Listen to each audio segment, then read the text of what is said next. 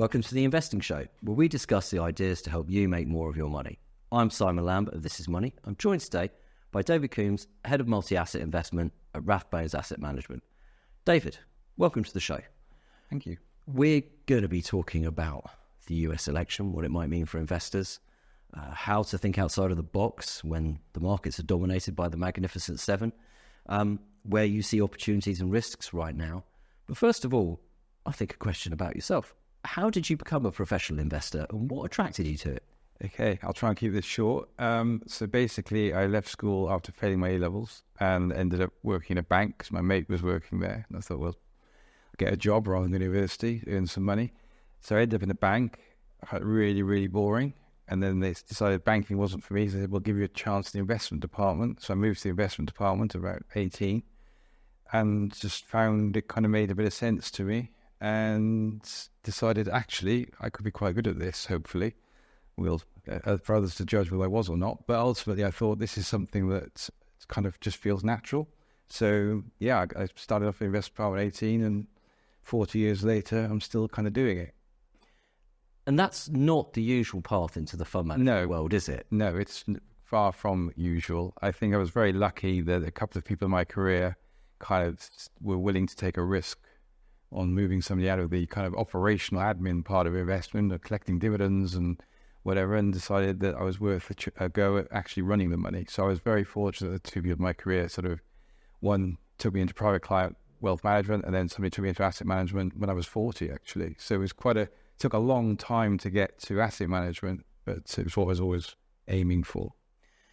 And in terms of that job now, of being a multi-asset manager, what is it that gets you out of bed every morning, other than an alarm? What is it that gets you out of bed every morning, but what is it that keeps you awake at night as well? Yeah, the alarm very rarely wakes me up because there's a lot keeping me awake at night. I think what I love about being multi-asset is that I don't have to pretend to like anything. You've got the ultimate, open field of where you can invest. Any asset class, any country, any type of company. I can invest in commodities, property. It's that you can go anywhere.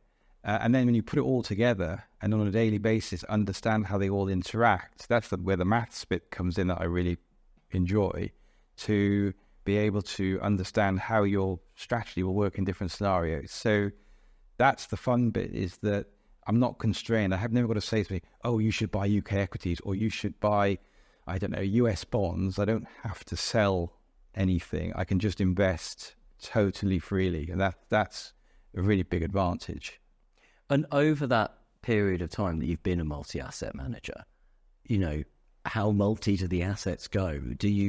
Are you a multi-asset manager who tends to stick to shares, bonds, maybe some gold, or do you go quite broad? And how much does it change over time? It can go very broad. I mean, I've invested in everything from wheat into oil, into gold, obviously, bonds, but emerging market credit. For example, we have investments in Romanian bonds at the moment. We've invested in Chinese bonds, and we invest in kind of derivatives that invest in Chinese equities. I mean, it can be quite esoteric at times, but only when you need to. I mean, I think the point is, as interest rates have gone up in the last 2 years, you haven't needed to be as esoteric because there's been more returns available from traditional asset classes. And that's kind of my point. After 2008 to 2020, when interest rates were very low, you had to be more creative and you had to kind of push the net wider to generate returns that weren't correlated to equities or didn't move in the same way that equities did, so you could diversify. So it's probably a bit narrower, ironically, at the moment. But at times, we've had to be, as I say, very creative, invest in just about any asset class that's out there.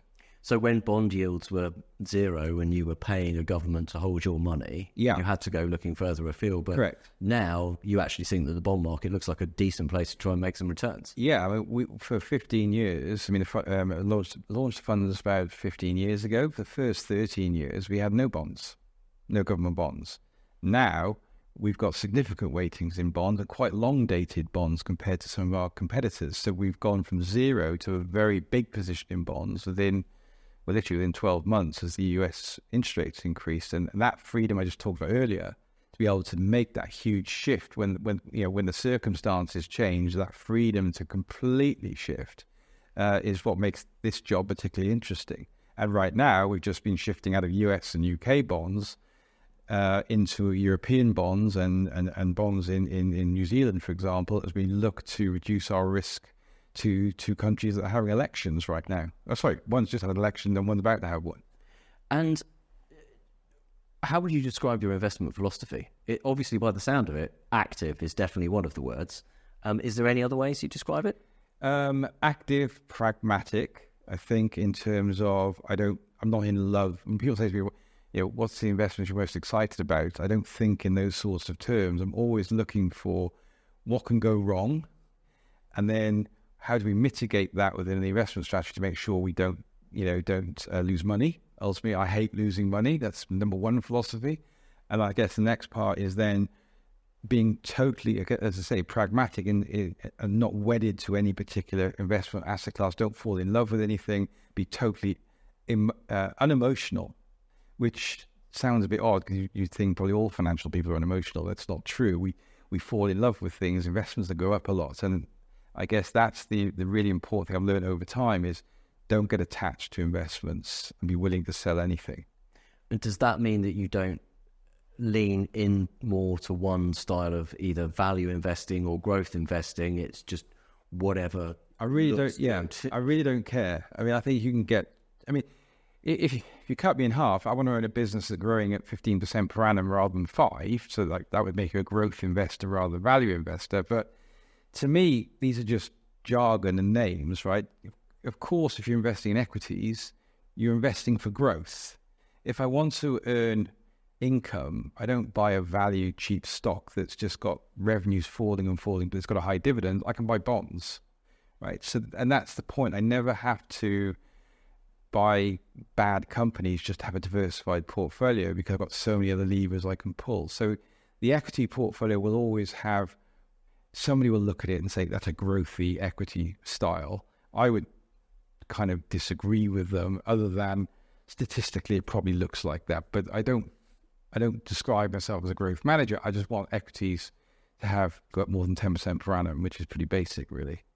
And not overpay for them in the first place. Correct. Yeah, which goes back to the value point. Yeah, I mean, I don't mind having, I mean, my portfolio will all, you get trapped in these kind of, labels, but my portfolio is probably going to be more expensive than the market because of that, because I'm looking for growth from equities. But yeah, I'm not going to chase it. I mean, the other thing about being Welsh is, I'm always pretty pessimistic. So I'm a quick taker of profits, I would say. And when you look at the global market at the moment, which is effectively your shop window, when you're looking for shares, what do you see? I mean, there's a lot of concern about concentration, Magnificent Seven, US stock market, and so on. Do you look at that as a serious concern or just noise? What do you see? No, it is a serious concern that narrowness of the returns of the last 12 months and the Magnificent Seven in itself has become an asset class. And actually, we look at it now like an asset class. And, they are such dominant parts of the world index now that in themselves, if those 7 companies for some reason disappoint in the next few weeks, they could all be down 30% and the whole indices are going to go down, right? So you've got to have a view on the Magnificent Seven. You can't just say, oh, well, I'm not interested, I'm a bottom-up stock picker, or whatever the phrases are. You've got to care in terms of how they're going to perform, because they're going to drive the whole markets with them and sentiment. So we take a view on each one individually, but also make sure that we know where our exposure is versus the rest of the market. And right now, our exposure is going down because we're taking profits. Going back to my earlier point, we were reducing Nvidia, we're reducing Apple, we're reducing all those names because they've had such a big run. And the volatility in those names is getting higher because if you think about it, they've gone up so much, and there's so much kind of hype and expectation. If you think of it just from a risk-reward perspective, there's a much bigger risk now of disappointment. Price for perfection.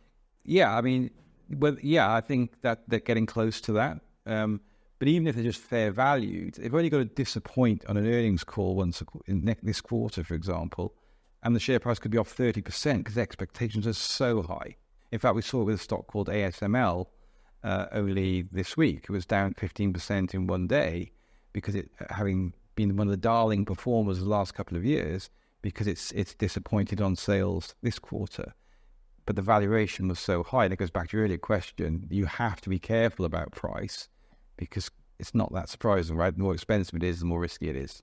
And I mean, ASML was a good business the day before those results, and it was a good business the day after those results. Correct. But the price can move so substantially. Yes, and what we're seeing increasingly, and that's probably due to all the kind of quant traders in markets today, and the algorithmic traders and the hedge fund managers, and the rise of ETFs. There's a lot of program trades which accentuate those moves.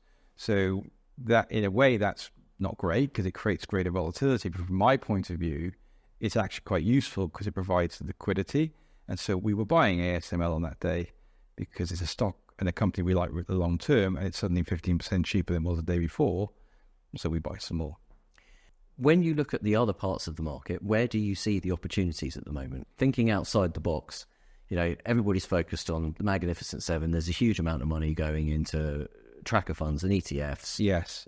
Where do you say, okay, well, people aren't paying attention to that, and that looks good? Well, the thing is, if you want to look outside the box, you've got to look at what people really don't like.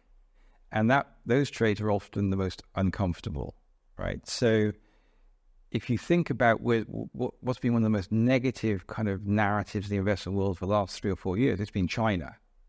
And so what we've been looking at over the last sort of 6 months is, how do you get some exposure to China? So any company like McDonald's or Nike or Estee Lauder or a lot of medical technology companies will have big Chinese businesses. And most of those share prices have been pretty weak over the last 12 months or 18 months because their China businesses have been slowing, and the market has basically decided those companies are not worth looking at.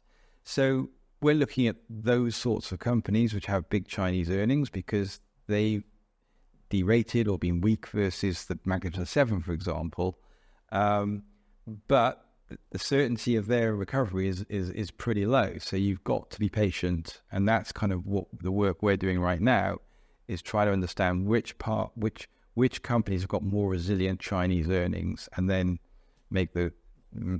increase those positions, I guess. And what's the starting point when you go looking for those companies? Is it starting by looking at what are the names, or do you work from the numbers? How do you? Well, yeah. I mean, first of all, you've got to take a step back and think. For years, people got very excited about China because obviously the size of the country, obviously, therefore the size of the consumer market and the growth rate, 7-8% per annum. The rise of the middle classes, all these kind of cliched narratives that drove the bullishness towards China up until probably COVID. But that's not coming back. I think we have to take a fresh look at China. That manufacturing growth that we saw for those 20 years, that's probably more likely in Vietnam now, in Indonesia and India. So the Chinese consumer is going to be very different today than it was 10, 15 years ago. And what we're trying to work out is, there's two things really. Which part of the Chinese economy or which Chinese consumers are going to be the ones that have the money? Therefore, you obviously want to buy companies that are selling into that type of consumer. But secondly, under Xi, there's been a huge change in the regulatory systems in China. And again, trying to understand what was the rationale for those changes. Some of them are actually quite logical, and making sure you avoid the sectors that are more at risk. I mean, this is pretty obvious in a way, and those that are less at risk from intervention from Chinese authorities. So it's a bit harder than it was. You could just go out and buy a China ETF 10 years ago. That isn't going to work. You've got to really do the work and understand, which brands are going to sell to China, which are not being competed against by local brands. And again, this kind of lazy idea that, all luxury brands are going to be Western and not Chinese. No, that's not true. That China is going to have its own luxury brands, right? And so, it's understanding and looking at China as a mature market rather than this kind of, gold rush.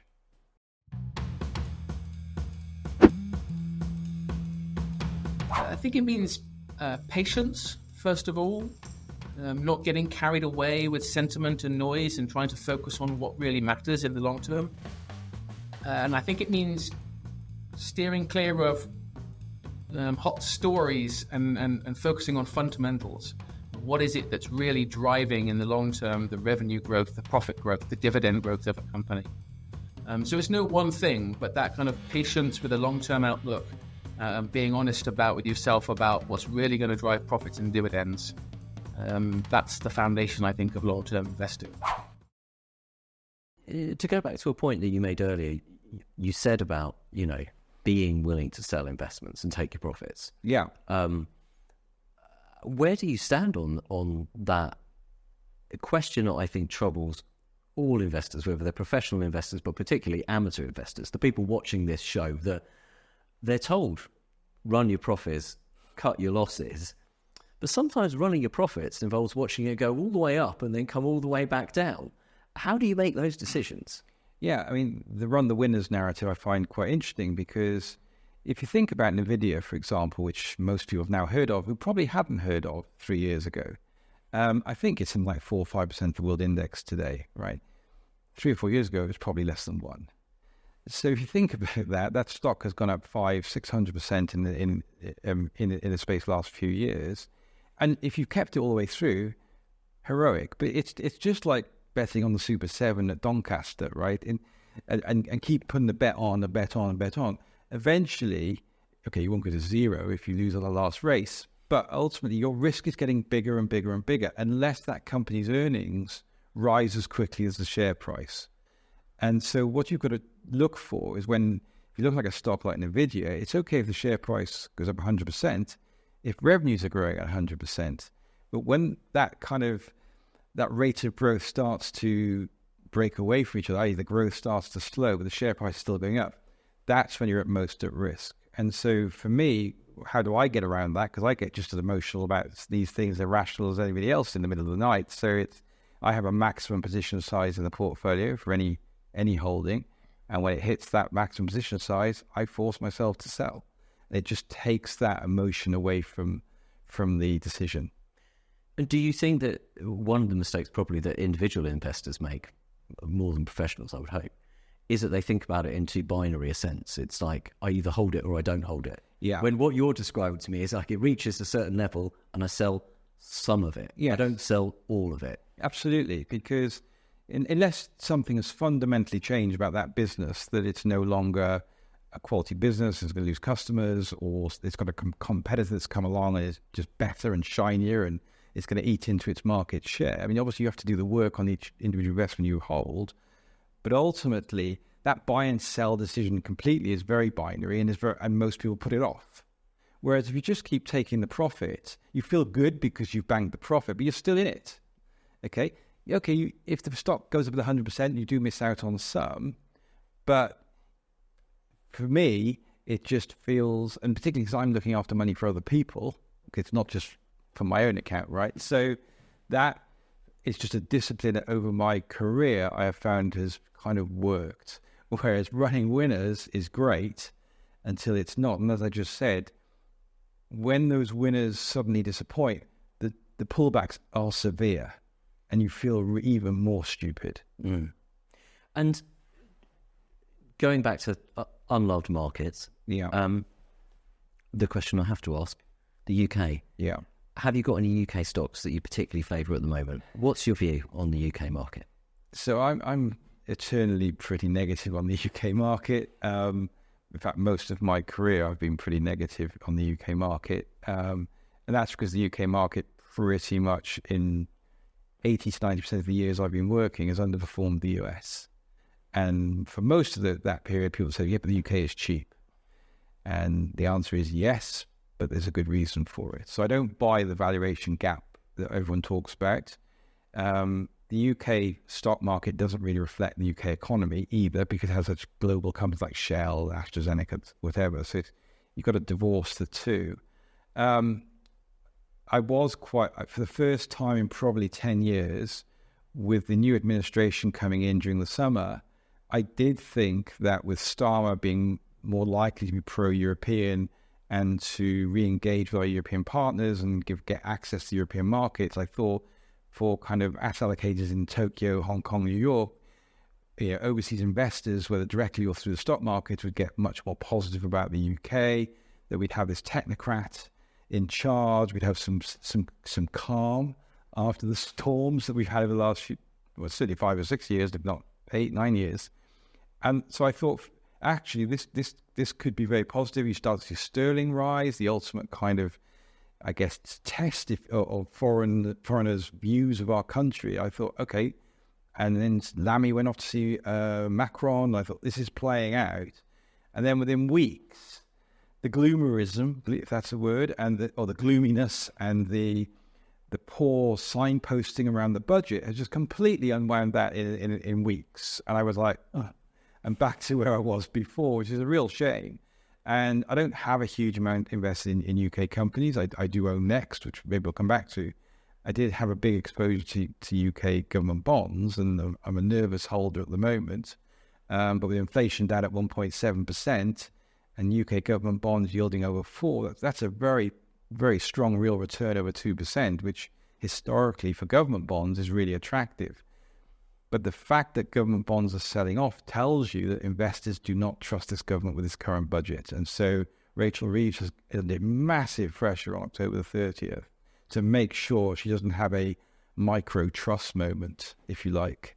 Going back to the equities and to specifically answer your question, so I don't allocate to the UK market as such. I'm not particularly positive on the UK, but that doesn't mean there aren't some UK companies that are worth investing in.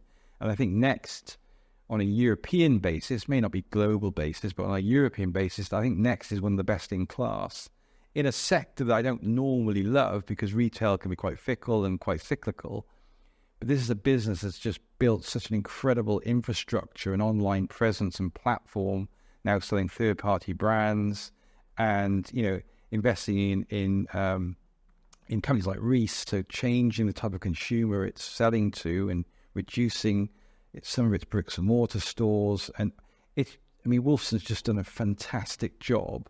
And I think even if you're in a recession in the UK, Next is going to gain market share because its execution is so much better than almost any other high street retailer in UK or even Europe.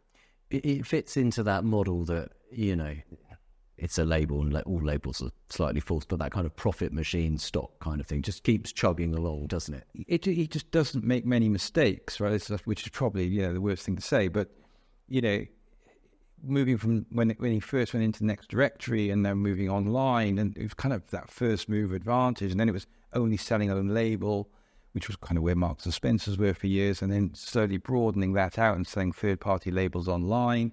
And now they have customer retailers who use their platform for selling and distribution, almost like competing with like an Amazon in a way. It's just a very innovative business for what, on the face of it, could be quite a boring clothes stock, but actually it's much more than that. And I think the market kind of accepts that from time to time, but now and again you do get opportunities to buy it when it gets caught up in the whole UK is going into recession. And that's always a good time, I think, to add to a stock like Next, because like I say, it's a company that can gain market share when its competitors are weak. And lots of its competitors have gone out of business in the last 2 or 3 years. To be fair, Marks and Spencer has got his act together again. But I think Next is a stock you can buy and hold for some considerable time. And when you look around the world, broadening things out again to, across all of the assets that you invest in, where do you see the risks at the moment? The US election is the big thing we haven't talked about here. Yeah. The US election is a huge risk. It's pretty obvious to say, I guess, particularly, I think, because like the UK election, you don't get a lot of policy sort of detail during the election processes anymore, right? It's all sound bites and whatever. And also the circus around Trump, again, makes it very difficult. And Trump says a lot of things, and you should never invest in what he says. You invest in what he does. And I guess from our perspective, when we look at Trump and the rhetoric around tariffs on not just China, but also on European goods and goods in particular, it does make us look at the portfolio and you kind of, a bit like we did the first time when Trump looked like he might get in, we focused more on US domestic companies in our strategy, because if the US is going to become more inward and focus on itself, then the US companies are going to be the winners because they've got a big market and and if they're going to protect their industries, like the auto industry, for example, we've been adding to our auto stocks in the US. We think there are certain sectors that would really benefit from Trump. So it's not just looking at what is the risk, is also, okay, but who are the beneficiaries of a Trump administration? And looking at a company-by-company basis, if you're importing from overseas as tariffs, that's not good for your business. But if you're building locally and selling locally in the US, then you're probably in good shape and you're going to be protected from overseas competitors. So Trump is a huge risk in terms of certain sectors. I mean, green energy stocks probably won't do too well, to be honest, if Trump wins in a couple of weeks' time. With Harris, on the other hand, you're worried about much more personal taxes, corporation tax, and that wouldn't be great for equities. I mean, what we're hoping for is that whoever wins the White House, the same party doesn't win Congress. So you end up with some kind of stalemate, because actually when politicians can't do very much, that's quite good for investment markets. So I think that's clearly a focus for us at the moment. The Middle Eastern conflict, obviously not just on a humanitarian scale, but clearly from an investment perspective, the oil price, big risk here that you could see a spike in oil prices if the Iranian-Israeli conflict were to escalate. You could easily see oil price $150 quite quickly. What have we been doing? We've been increasing our exposure to oil in the strategy to make sure that we kind of mitigate some of that impact, because that would have a very negative impact on equities and bonds for that matter in the short term. So I think those two are the most imminent or happening right now. Looking more inwardly at the UK, clearly the budget is a big swing factor. It's literally a 50-50 at the moment. The bond market doesn't know what's going to happen. I think there's a real risk that when Reeves sits down and people look at the numbers, they'll worry about the revenue that they're looking to raise won't be sufficient to match the spending they want to do, and the bond market could sell off, and that could be quite negative for sterling as well. So we're very nervous around the budget. The most positive, I think, here is that, she doesn't attack the savings system. She doesn't attack pensions. That would be a positive. But that's not having a negative. It's a positive. It's like a do. We'll take that as a positive. That's all right. That's all we've got time for. David, thank you very much. And thank you very much for watching The Investing Show. Join us next time. Goodbye.